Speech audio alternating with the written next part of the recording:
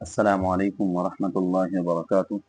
امید ہے کہ تمام ہی ناظرین خیر و عافیت سے ہوں گے اور اللہ تعالیٰ آپ سب کو اپنے حفظ و امان میں رکھے۔ ماقبل میں ہم نے یہ بات ذکر کی تھی کہ اگر کوئی غصے کی حالت میں یہ کہتا ہے کہ میں اسلام کو نہیں مانتی ہوں تو اس صورت میں اس کے لیے کیا حکم ہے، اور پھر آگے یہ بات بھی ذکر کی گئی تھی کہ اگر کوئی غصے کی حالت میں یہ کہے کہ میں قرآن کو نہیں مانتی ہوں تو اس کے لیے کیا حکم ہے، یہ ماقبل میں بتا دیا تھا۔ اب یہاں سے آگے ہم کو یہ سمجھنا ہے کہ اگر بیوی اپنے شوہر کو جھٹلا دے، اپنے شوہر کی بات کو جھٹلا دے، مسئلہ یہ ہے کہ شوہر نے بیوی سے کہا کہ آپ بنتی اور سورتی نہیں ہیں، تو بیوی نے کہا کہ ہاں میں کے جا کر سوروں گی، یعنی میں کے جا کر تیاری کروں گی، تو شوہر نے کہا کہ شریعت نے تو یہ حکم دیا ہے کہ بھئی بیوی عورت کے لیے بنے اور سورے، یعنی میکے والوں کے لیے نہیں ہے۔ تو عورت نے یہ کہا کہ ہم نہیں مانتے اس بات کو، عورت نے انکار کر دیا۔ شوہر نے پھر کہا کہ تو نے غلط جملہ استعمال کیا ہے اور اس سے بچ اپنے آپ کو، ایک کفریہ جملہ ہے۔ عورت نے کوئی جواب نہیں دی اور عورت خاموش بیٹھ گئی۔ بعد میں سمجھانے کے بعد عورت نے یہ کہا کہ ہاں میری زبان سے غلط بات نکل گئی ہے۔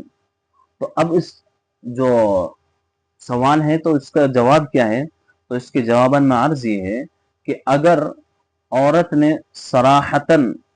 صراحتاً یہ کہا کہ میں نہیں مانتی اس بات کو، تو اس کی بات کو یہاں اس بات پر محمول کیا جائے گا کہ جہاں تک ہو سکے اس کو اس بات سے بچایا جائے گا، اور اگر وہ یہ بات کہتی ہے کہ میری لاپرواہی کی وجہ سے اور مجھے معلوم نہیں تھا ایسا ہو چکا ہے، تو اس صورت میں عورت کو ایسے جملے کہنے سے بچنا چاہیے، اس کے ایمان اور نکاح پر اس سے کوئی اثر نہیں پڑے گا۔ دوسری بات یہ ہے کہ اگر ایک فیکٹری کے اندر دو شخص کام کرتے ہیں، زید اور عمر۔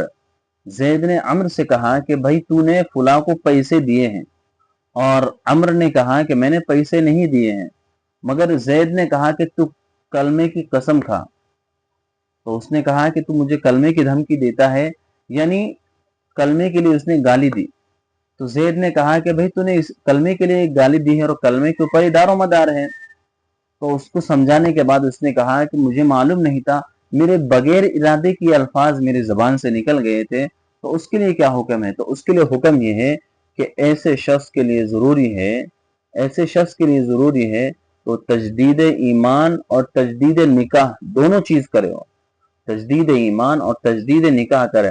اور تجدید نکاح کے لیے ضروری نہیں ہے کوئی اعلان کرے یا خطبہ نکاح پڑھے، بلکہ دو عاقل اور بالغ شخصوں کے سامنے ایجاب اور قبول کرنے کی وجہ سے اس کا نکاح ہو جائے گا۔